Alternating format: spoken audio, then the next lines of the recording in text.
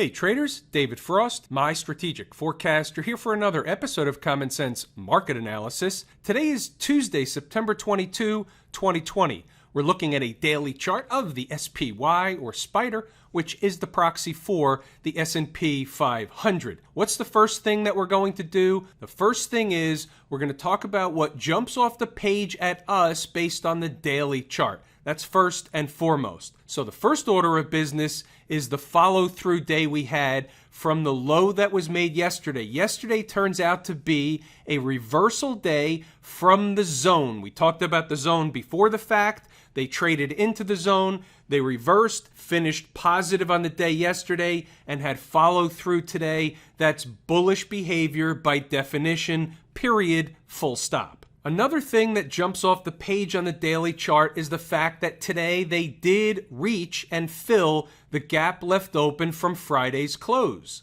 The gap on the daily chart happens to be 330.65. An intraday chart might have been a couple of pennies more. Either way, they fill the gap, backed off at the end of the day, finished below the gap. That's not necessarily bearish. Filling the gap is garden variety market behavior. What we'll also see later on when we take a gander inside the numbers is that the gap essentially was a destination. Whether it was going to be later today or was going to be into Wednesday morning, the gap was certainly a destination. As the day wore on, the writing was on the wall. You know the rest of the story. Another question and another thing that really jumps off the page, which is a question that needs to be answered, is the market out of the woods? Are they just going to continue higher and this was a corrective leg and here comes another leg higher, potentially even to new highs?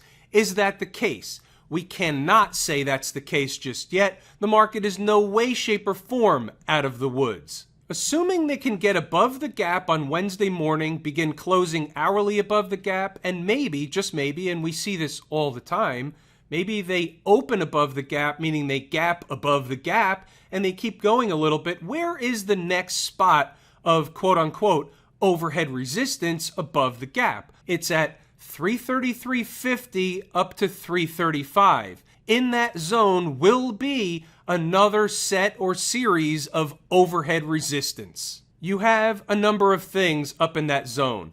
A, you have a breakdown candle high. B, you have a 50-period moving average. C, you have the bottom end of the last or most recent breakdown area. The market consolidated or ate time off the clock in this zone. Then it broke down out of this zone, coming back up to retest the former breakdown area is what?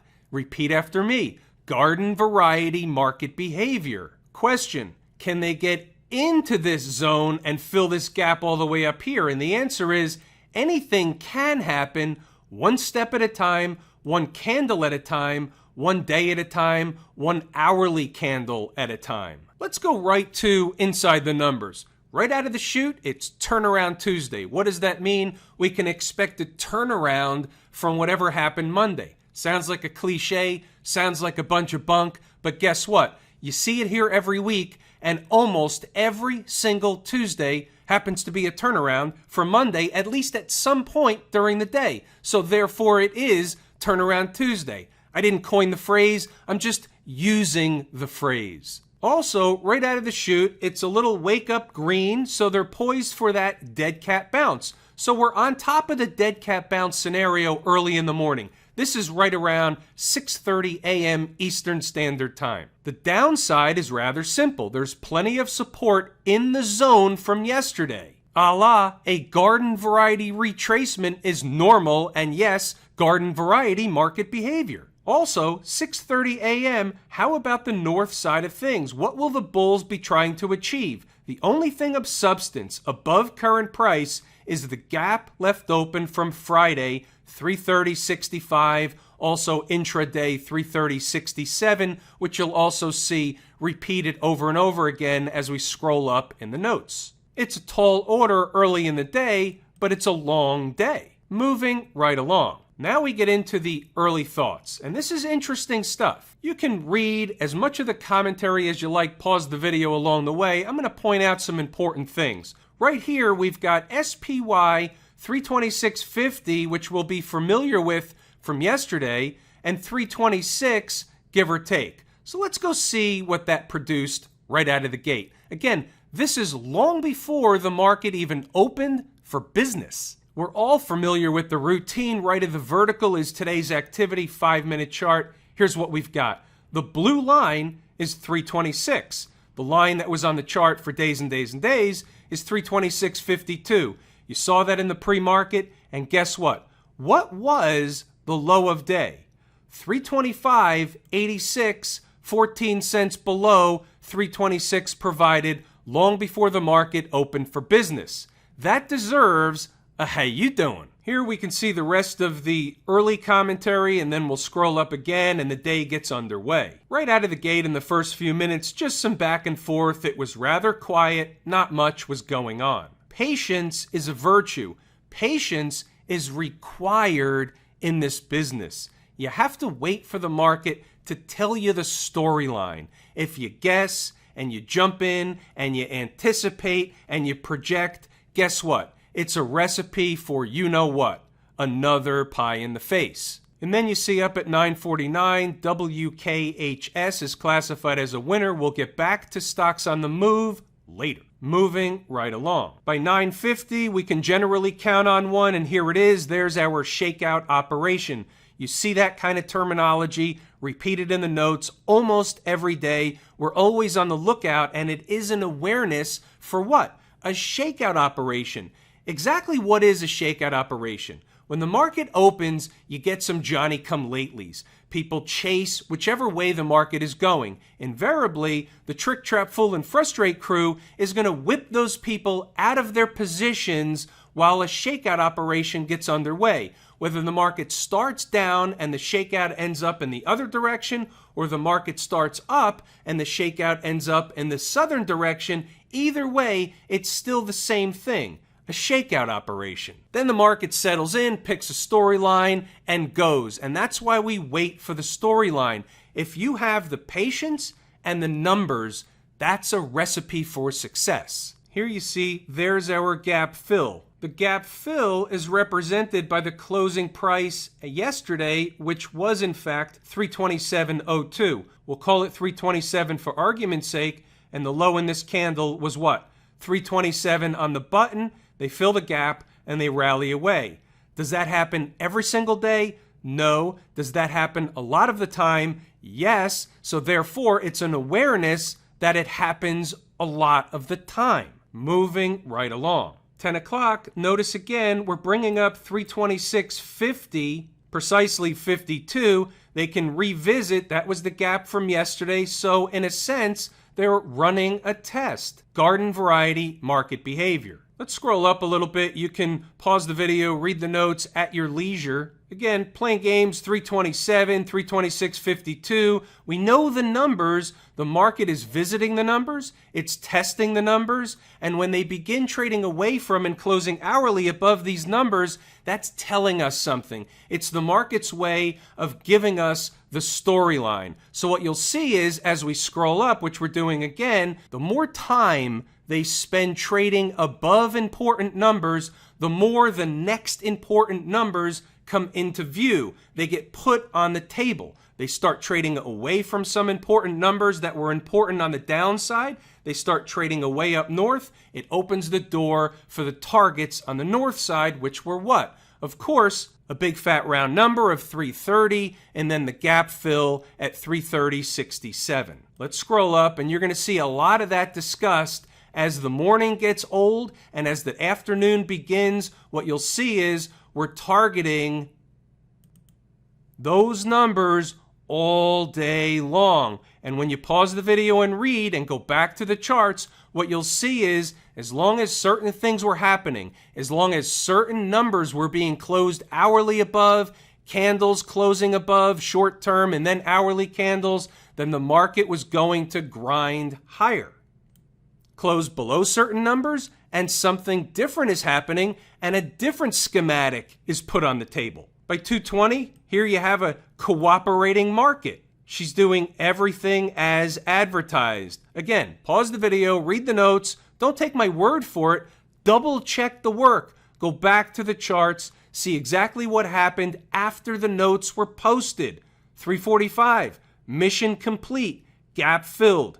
330.67. Back to the chart, the blue line is moved to 330.67, the gap. You can see what happened. It acted magnetic. It was a destination. The market ran to its destination and had a slight reaction in the other direction, running out the clock at the end of the day. This was basically into the closing bell minus a few minutes. Here's a 120-minute chart. We're going to give it a different look for a moment, or just a look from a different angle. So let's focus on the 50-period moving average that's sloping downward. It's the blue line. 335.98 was where it closed today. And you have the 200-period moving average sloping across 334.25 basically. So if we're going to project, and I just told you not to project, but we're just projecting a little bit for hypothetical purposes. This is not projecting taking a trade during the day. This is projecting a what if, so we have to be prepared for what if the market gets up to this spot sooner than later. You can see a convergence of moving averages developing, 336, 334.25, call it 335. Just split the difference. It's also into a breakdown area. The market broke down from this area. It's going to be, as time goes on, a convergence of these moving averages. So we can also see another reason why, and this is where we get into that full stack thing. The more reasons you have stacked on top of each other why a particular area would be or should be support or resistance, the more full stack you have, the more probabilities are in your favor that that is and will be overhead resistance up in that zone. We'll just call it 335 for argument's sake. We'll put a line on the chart. We'll leave it there. We'll see what happens over the next day or two or three. Market's probably not going to go in a straight line. Don't forget, you're going to find that the trick, trap, fool, and frustrate crew will likely show up at some point wreaking havoc on Johnny-come-latelys. What's going on over in Camp IWM?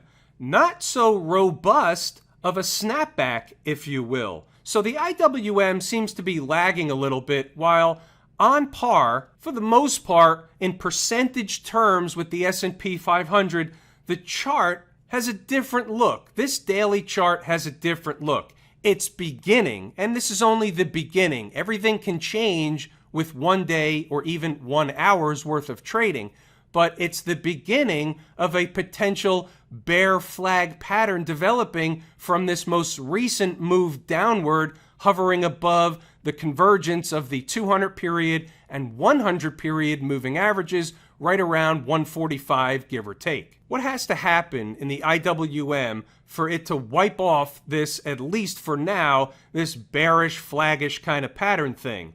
It has to get above and begin closing hourly and then certainly daily above 150.26, which is this candle high.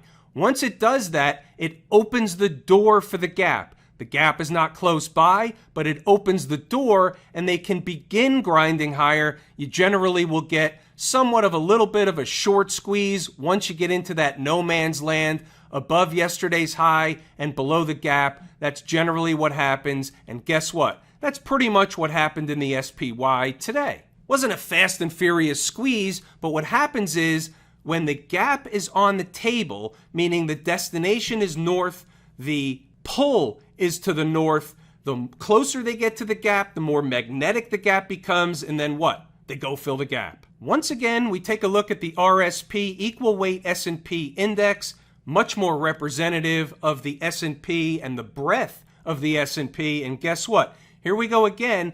Acts more like the IWM day in and day out than it does a mirror image of the SPY, which it is not. Nothing directly we can do with this information, but I really do like watching this index because I think ultimately, until and unless we see the breadth expand and this index begin to move higher, then there's trouble in paradise. If we do see this index move higher and the breadth across the S&P 500 does improve, that'll be a tell as well. We don't care which way the tell is. Again, remember, we're the umpire calling balls and strikes. We just want to be correct. We We don't care whether we're a bull. We don't care whether we're a bear. We just want to make money. That's it. We're not looking to marry these stocks. We're not looking to marry the market. We're looking to borrow it for a trade and give it back. What about the folks down at the transportation department? Well, here's what we have in the making. Same routine. Until and unless they get above yesterday's high,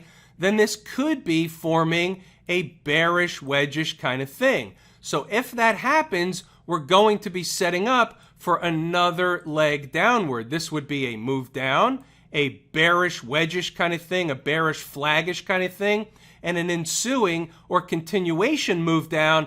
Ultimately, they would fill the gap down here, spiking through the 50-period moving average, which is sloping upward as time goes along. And that, my friends, is garden variety chart analysis. By the way, we had a couple of up days. We're not going to lose sight of the weekly charts. We'll take a look at the weekly charts later in the week. But keep in mind, we're pretty far away from home base and all the other moving averages. So, from a weekly chart perspective, the transports, for example, can come down quite a bit and still stay bullish on the weekly chart. Remember, we have a breakout above this breakdown candle on a weekly basis. The high of this candle is 10,698 and change. As long as they stay above this, there's no recapture, and there's technically nothing wrong with the market or this chart on a weekly basis. Food for thought. We look at both sides, we play the umpire, we call them as we see them. How about the Qs, the folks out in Silicon Valley? Nice big snapback day for the Qs, up almost 2%, 1.75%, $4.64, right up into its 50-period moving average. A natural area of A, magnetism, and B, overhead resistance. Will they gap above it tomorrow? Will it be resistance for another day or two? We don't know that, but it's food for thought. If they gap above it, there is an unfilled gap right here at 274.61. Looks like it was filled on the chart. It was not. It will be filled as long as they keep going, and if they get above the gap, then they'll go to that breakdown candle high. That high comes in at 280.36. We'll just call it 280, give or take, for argument's sake. It's a big if, it's a tall order. We're just telling you what happens if something happens, then there's another thing to look forward to. That's the way the market works. We have divergence. The XLF, the financials, are still struggling below all the moving averages on the daily chart. Do they want to get to 23? We've been looking at 23. We've been waiting for 23. We're waiting to buy 23 with three hands. Are they going to 23? Can't say that for sure. I'm still interested in 23. It's interesting, though, the financials are not a participant in the upside. Is this just a dead cat bounce with another leg lower? We have the awareness without the financials participating over the broader picture.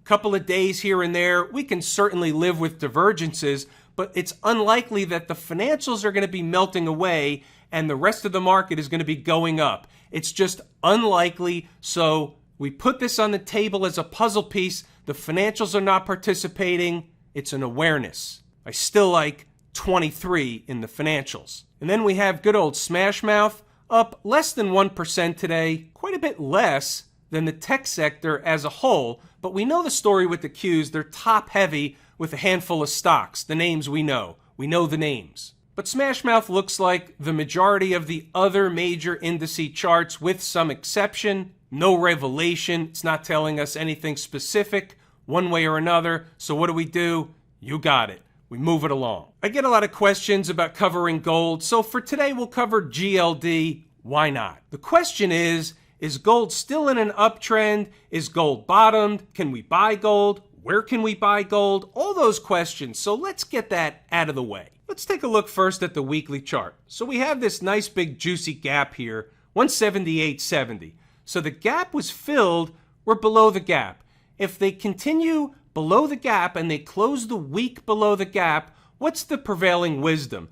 A, they'll come at least into the 20-period moving average, or B, they'll go to the low of the last breakup candle. The low happens to be 170.27. So give or take, we'll call it 170. Now we use the weekly chart to identify, give or take, an important spot, the same technique that we use all the time. Doesn't matter what chart, doesn't matter what market, doesn't matter what time frame, all charts act and react the same way. Where do you learn that? In the course, Lazy E-mini Trader, we prove the point. Now that we've identified the spot on the weekly chart, let's go back to the daily and see what kind of feedback we get. What's that look like? It looks like a former breakout area. The market ran up to this spot and it basically ate time off the clock and then it broke out.